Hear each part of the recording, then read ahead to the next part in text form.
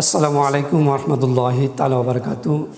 সম্মানিত মুসলমান দিনদর্দী ভাই বোনেরা, আজকে আমি আপনাদের সামনে উপস্থিত হয়েছি একটি গুরুত্বপূর্ণ বিষয় নিয়ে। সেটি হলো পরকীয়া কিভাবে দূর করবেন। অনেক আলোচনা ইউটিউবে রয়েছেন বা ফেসবুকে রয়েছেন, কিন্তু পরকীয়া দূর করার সঠিক আমল কোনটা এবং পাওয়ারফুল পরীক্ষিত আমল কোনটা, আজকে সেই বিষয়টি আমি আপনাদের সামনে তুলে ধরব।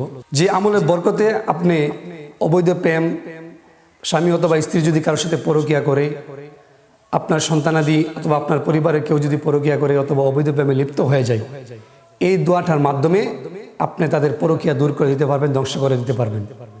এবং আপনি যারা অবৈধ এরকমভাবে অবৈধ মাদক যারা খায়, এই মাদকের যারা সঙ্গী রয়েছেন, ওই সঙ্গী থেকে আপনি পৃথক করতে পারবেন।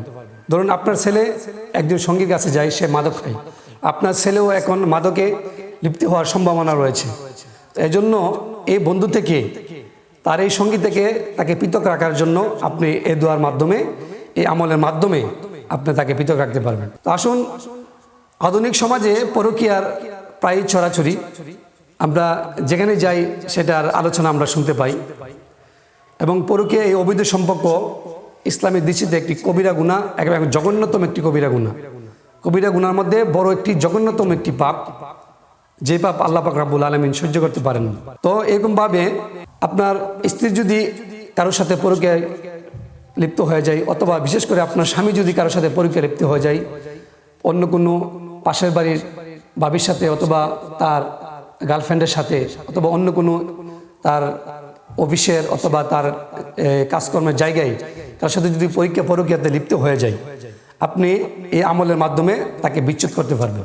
এবং আপনার সন্তানাদি যারা উঠতি বয়সের যারা যুবক রয়েছেন, যুবতী রয়েছেন, তারা যদি অবৈধ সম্পর্কে লিপ্ত হয়ে যায়, মানে অবৈধ প্রেমে লিপ্ত হয়ে যায়, তারপরে আপনি এই আমলের মাধ্যমে তাদেরকে আপনার অবৈধ সম্পদ থেকে আপনি পৃথক করতে পারবেন। আসলে আল্লাহ পাক রব্বুল আলামিন পর্দার বিধান আমাদেরকে এই জন্য নাজিল করেছেন, যেন যদি আমরা পর্দা যদি সঠিকভাবে মানতে পারি, যদি আমাদের ইসলামী পথ যদি আমরা সঠিকভাবে ধরতে পারি, আল্লাহ পাক রব্বুল আলামিন এবং তার নবী সাল্লাল্লাহু আলাইহি সাল্লামের কথাগুলো যদি আমরা মেনে চলতে পারি, তাহলে কিন্তু আমাদের ভিতরে এই পরকীয়া, এই অবৈধ প্রেম, এই জিনিসটা আমাদের ভিতরে থাকবে না, অবৈধ সম্পর্কে আমাদের ভিতরে থাকবে না।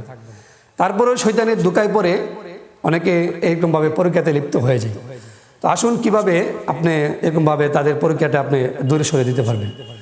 তো এই পরকীয়ার কারণে কিন্তু আমাদের বহু সংসার ভেঙে যায়, বহু সংসার এই পরকীয়ার কারণে ভেঙে যায়।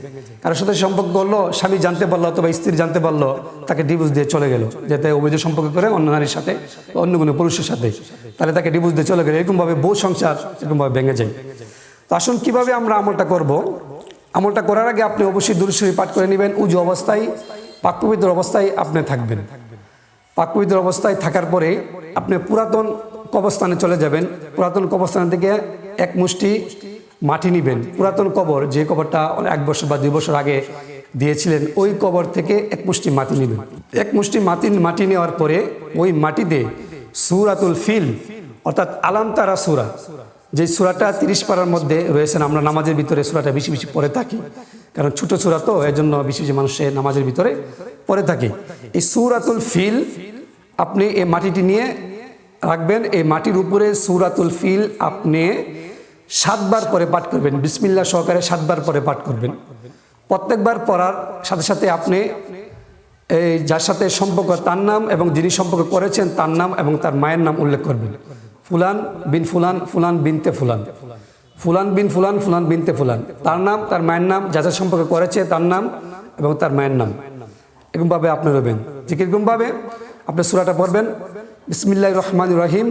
আলাম তারা কাইফা ফাআলা রব্বুকা বিআসহাবিল ফিল আলাম ইয়াজআল কাইদাহুম ফি তাদলিল ওয়া আরসালা আলাইহিম তায়রান আবাবিল তারমিহিম বিহিজারাতিম মিন সিজিল ফাজআলাহুম কাআসফিম মাকুল।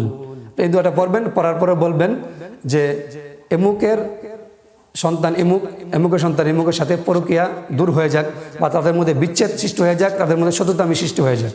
তাহলে দেখবেন এই দুজনের ভিতরে একটা শত্রুতামি সৃষ্টি হবে এবং এই শত্রুতামির কারণে তাদের মধ্যে বিচ্ছেদ হয়ে যাবে, তারা দুজন দুদিকে চলে যাবে। এভাবে আপনি 7 বার পড়বেন এবং 7 বার তাদের নাম নেবেন। নাম নেওয়ার পরে আপনি মাটিতে ফুঁক দিবেন। মাটিতে 3 বার ফুঁক দেওয়ার পরে এই মাটিটি যে কোনো একজনের বাড়িতে সম্ভব হয়, যদি পুরুষের বাড়িতে সম্ভব হয় তাহলে পুরুষের বাড়িতে ছিটিয়ে দিবেন, যদি ওই মেয়ের বাড়িতে সম্ভব হয়, ওই মহিলার বাড়িতে সম্ভব হয় তাহলে ওই মহিলার বাড়িতে ছিটিয়ে দিবেন, অথবা ছেলের বাড়িতে যদি সম্ভব হয় ছেলের বাড়িতে ছিটিয়ে দিবেন, মেয়ের বাড়িতে সম্ভব হলে মেয়ের বাড়িতে ছিটিয়ে দিবেন।